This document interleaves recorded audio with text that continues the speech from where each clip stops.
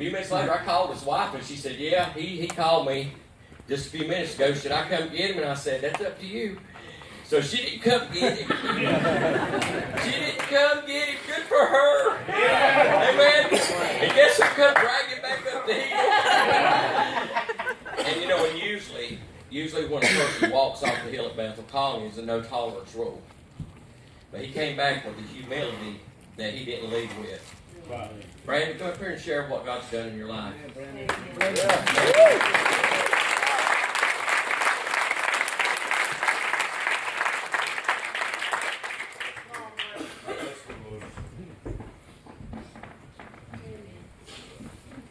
Everybody? It's great to be back in Monroe. I've spent 95 days now in the North.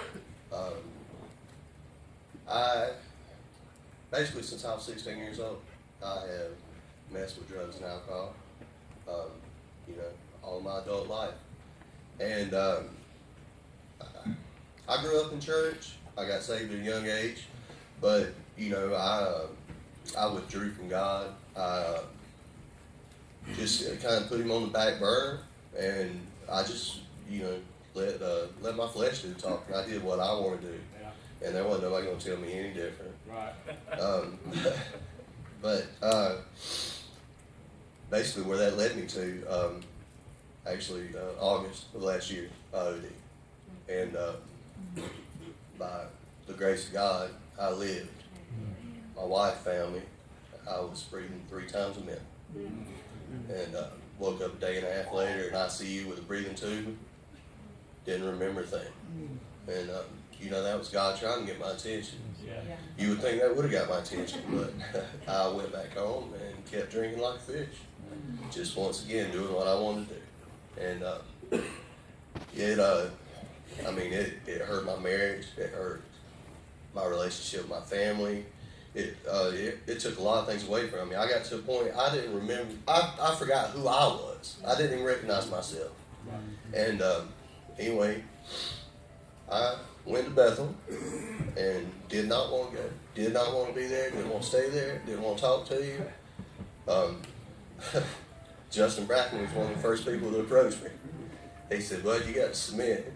I said, "Man, I ain't submitting to God. It ain't happening." And next day, there I was. But all the staff almost there has been through the program. They can relate. They know what we've been through. And and you've got guys who've been there a while. They're getting their lives back together, and they support you. They embrace you, and man, that's a big key in learning.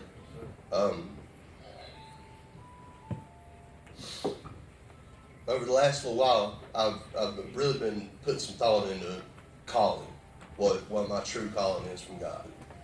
And with what I've learned there, learning to submit to God, to follow Him, to forgive myself, to be okay with who I am, to use this experience as a testimony. And God's good. God's good. Amen. All the time. He was good enough. He sent His Son to die for me. Not just die. I mean, He was beaten, He was bruised, He was battered for me. And all those years I lived in sin and walked in there, and He was still sitting there with open arms. That's right. Welcoming me back. And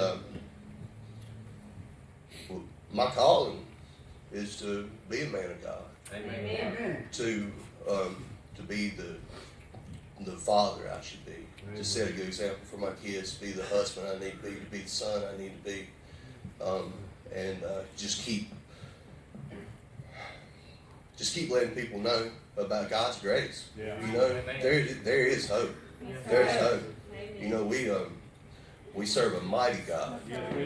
He's got the strength to break those chains, yes, to get you out of that bondage. Yeah. And all you have to do is accept the help. Amen. Just listen to what He's got to tell you. He won't lead you wrong. Right. And guys, I'm leaving you physically, but I promise I'm going to be there spiritually with you. I love y'all, every one of you. I've learned something from each one of you guys. God's timing is perfect. We're all here. We were all there together at that time to learn from each other, to encourage each other. Some of you guys who've been here a while, the new guys that are coming in, lift them up.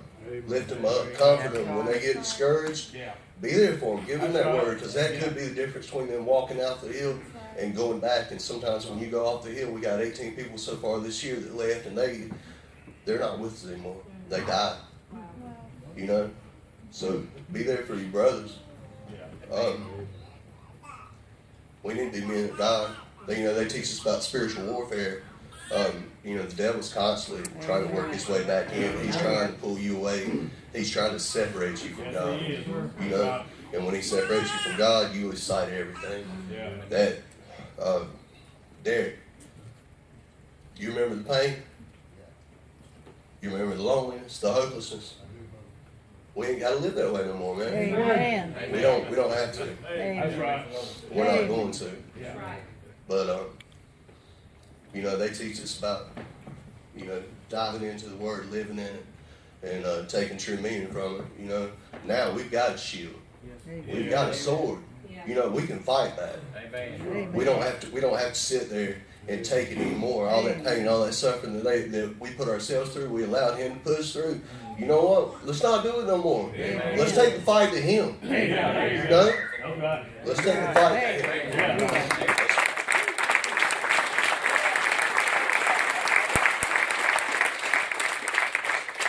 This world's a dark place. Let's be the lights we're supposed to be. Amen. I love y'all. We love you.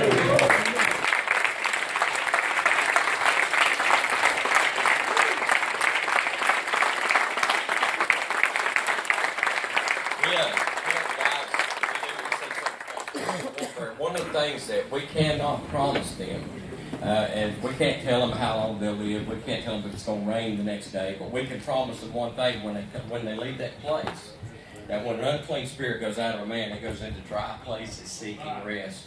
When it finds no rest, it comes back to its house. And if it finds it empty, swept, and put in order, it will leave and get 7 other spirits more wicked than the first and come back and dwell there. And that man's second state is worse than the beginning. See, the warfare is this, in Jesus' own words, is we have to be ready to recognize that, to be able to stand, take up the whole armor of God and say, I submit to God, I resist the devil, and no, I'm not going there in the name of Jesus, and I'm not going there anymore. That's what we have to prepare them to do, amen? Amen. And we do it because we serve an amazing God. Let's worship Him with that with the next song. If y'all too, let's sing a song. Let's stand up.